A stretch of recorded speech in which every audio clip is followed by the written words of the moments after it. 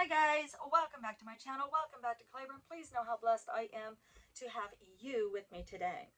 So first of all, let me make a disclaimer before I even start this video. I am not a financial advisor. I'm not at all. But hopefully some of the things that I say might resonate with you.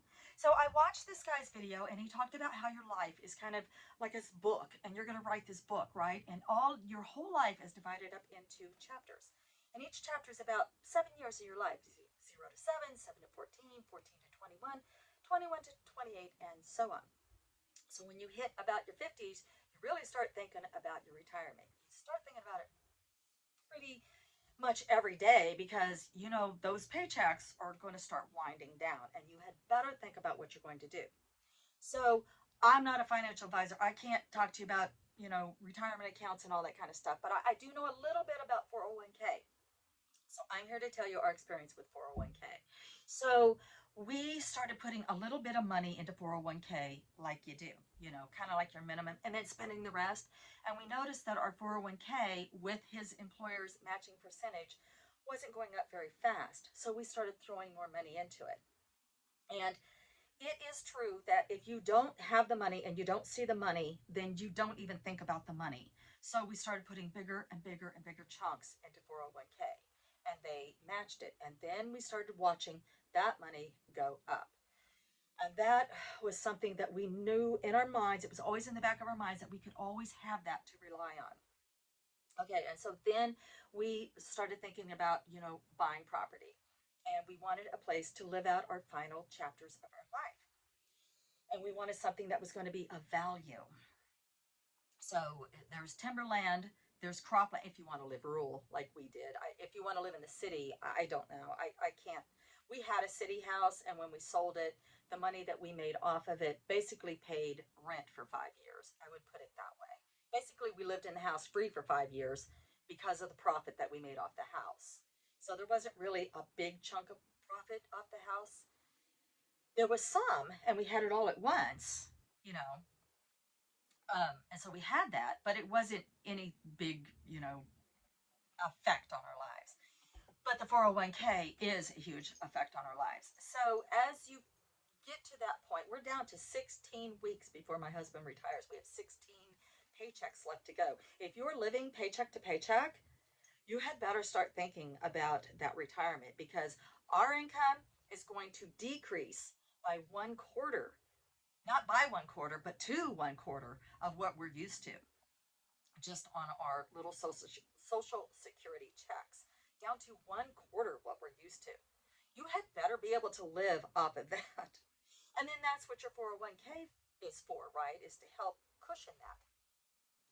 So when if you pull out your 401k before 59 and a half, they take 10% off just for penalties. Yeah, that's a lot of money.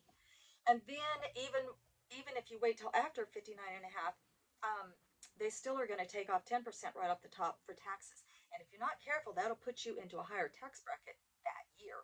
So look into all that before you do whatever you're going to do with your 401k.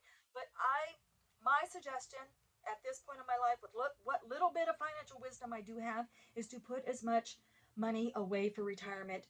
And I know that sounds like everybody always says that, but when you start facing those last few weeks of your paychecks, you're so glad you thought about that. Start shoving as much money away as you possibly can and let your employer help add to that. Okay, so then you pull out your 401k and you do whatever you're going to do with yours. For us personally, we're just putting it into a savings account. And then we've got to pay off that last payment on our land. And we always knew that, so we planned on that. So that last payment. Then we got to pay off the other side of our cabin. We have 2-room cabin. One side's paid off. The other side we still owe a little bit of money on. So we're paying that off. We're taking his old vehicle that has been his baby for all these years. It's a very old Jeep, and he absolutely loves it and will never let it go until he until he has to. Um, but he's dropping another rebuilt engine into it, and we're just going. It ain't going to be nothing. I ain't going to be driving around in no golden chariot. I tell you, I'll be riding around in this old Jeep because that truck, that big truck with all those huge payments and full coverage insurance, we can't afford that on retirement. So, and we're certainly not going to pay off that truck. We're what you call, I guess, upside down in the truck. That truck, it feels like that truck would never be paid off. So that truck's just going back. We're just going to have the Jeep.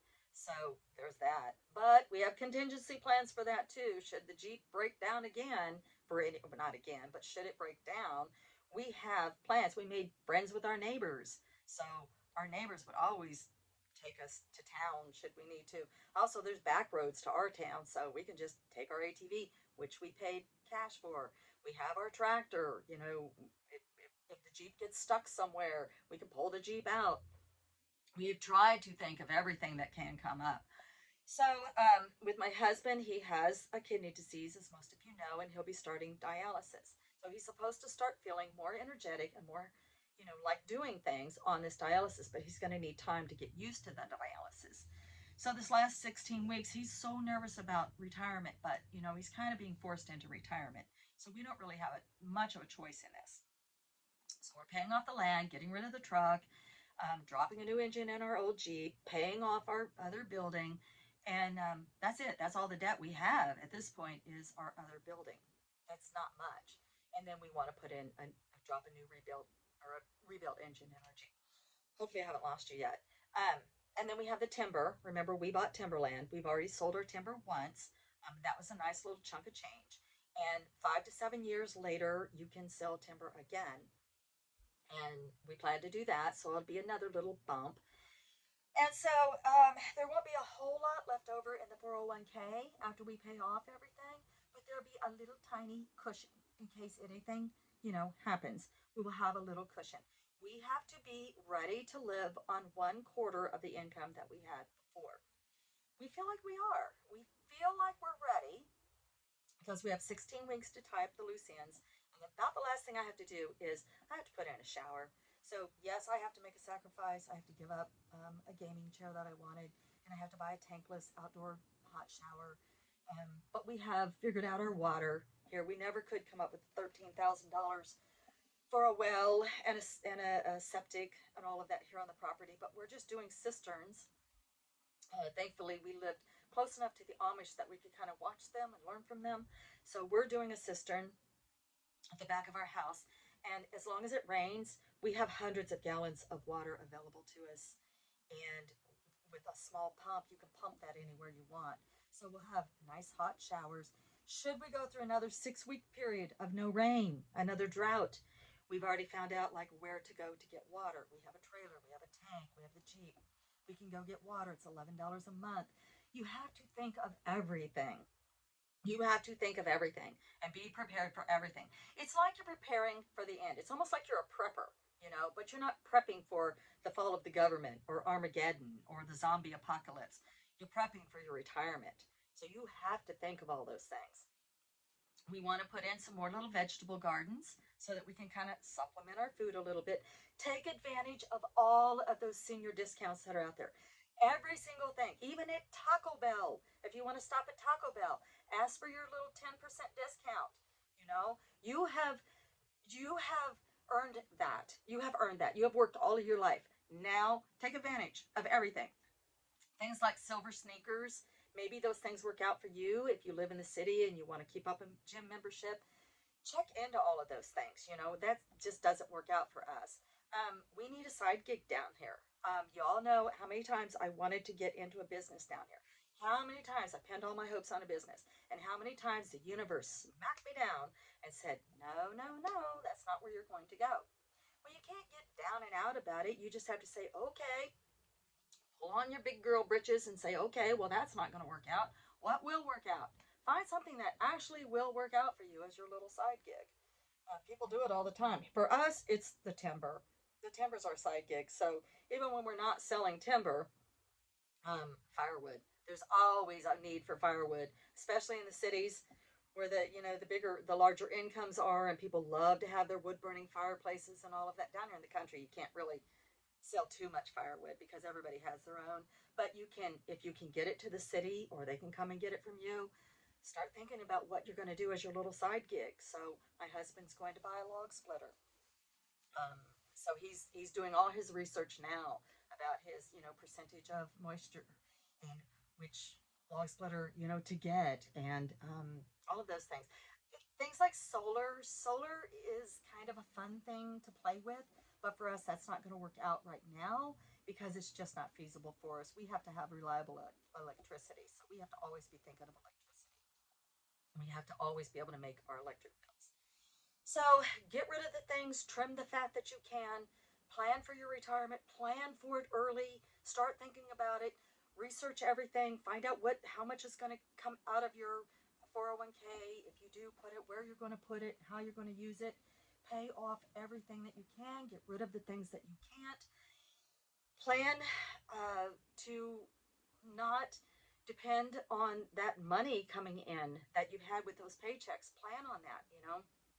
Um, we have to fix some electrical work that we had done that was done down here at our other end of our property. We have to plan on that. So we want to put in a camper outlet down here at the very least. I always wanted to have bungalows, but I don't think that's going to work because I can't afford to go into an investment right now. So we're just going to plan for an escape pod. Now, when I talked about the property that we invested in, this property right here, Claiborne, this is our other 401k, if you will. This is money in the bank. The fact that we own it. Now, what makes you lose property when you get older? Your taxes. You weren't able to pay for your taxes. Every year you get a tax bill. So you kind of know what that tax bill is going to be. So set aside that tax bill money every single month so that when your tax bill comes around at the end of the year, you're not sweating bullets walking up there to pay your tax bill. You're saying, "Whew, boy, am I ever glad I saved for this tax bill. It's not going to be a big chunk out of my check." So plan for that every single month. Put away that money for that taxes so that you will be able to hang on to your land. Okay, so what do we do with our land? I'm at the end of my chapters now, and I'm am I going to live here until I die, and then I'm just going to leave this property, the value of which has not doubled? Yes, it's doubled, and by the time we're ready to sell out the property, it'll be 2.5 times the value that we spent on it to buy it. I'm like, oh my goodness, that's a lot of money. That's money in the bank. Plus all the stuff that we accumulated, all the equipment, all the stuff, all my collections, all of that stuff has value. It has real value. So we're going to do like everybody else does around here and have a big auction. Except we're not waiting until we pass away to have the auction. Right before we're, thinking that we're going to write that very last chapter of our lives, we're going to sell the property. We're going to sell off it. We're going to have a huge auction. We're going to sell off everything. Then where are we going to go? Where are you going to go? You got to think about where are you going to go after that. We could go into a little retirement center and, kind of, give somebody else the money. But actually, because we're fixing this electric down here and we're going to have another camper outlet, we're actually buying what we call our escape pod. So when the zombie apocalypse happens, we have somewhere to go. So we're not getting into new animals or anything like that. The bunnies and chickens and things that's they're going to be allowed to phase out naturally. They're going to phase out naturally. No more puppies, no more kittens, no more animals of any kind. Those chapters are all over in my life. And we're going to move into this little camper that we're going to get. We're going to get a little camper. And we're going to take our little camper and we've already found a spot. We've already found a spot where we can go and it has a little private lake and we can afford it, and we're going to sell the property. We're going to have a big auction. We're going to sell the property.